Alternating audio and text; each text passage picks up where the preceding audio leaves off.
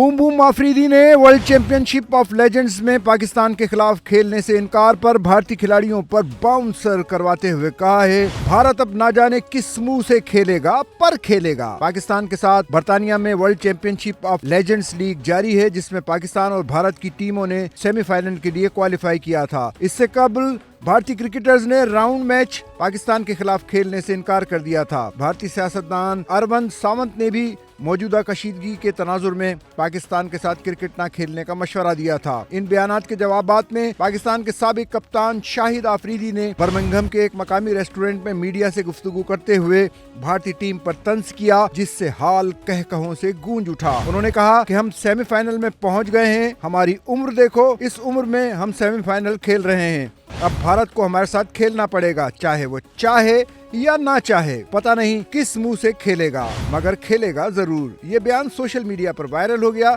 जहां पाकिस्तानी शायकीन ने भारतीय टीम को आड़े हाथों लिया और शाहिद आफरीदी की तारीफ की और दिलचस्प तबसरे किए। एक मद्दाह ने तबसरा किया, हमारे फाइटर जेट शाहिद आफरीदी ने 5 राफेल तैयारे मार गिराए। एक और सारिफ ने लिखा, कमाल जवाब दिया। अब पाकिस्तानी खिलाड़ियों को भी मैदान में भारतीय खिलाड़ियों से हाथ नहीं मिलाना चाहिए। कई सार्फिन का कहना था कि भारत शिकस्त के खौफ से मैदान में आने से कतरा रहा है। वाज़ेह रहे कि वर्ल्ड चैंपियनशिप ऑफ लेजेंड्स में 20 जुलाई को होने वाला पाक भारत क्रिकेट मैच भारतीय खिलाड़ियों की हठधर्मी, गैर पेशावराना रवैये और शाहिद आफरीदी के खिलाफ तासुब के बाइस मनसूख कर दिया गया था।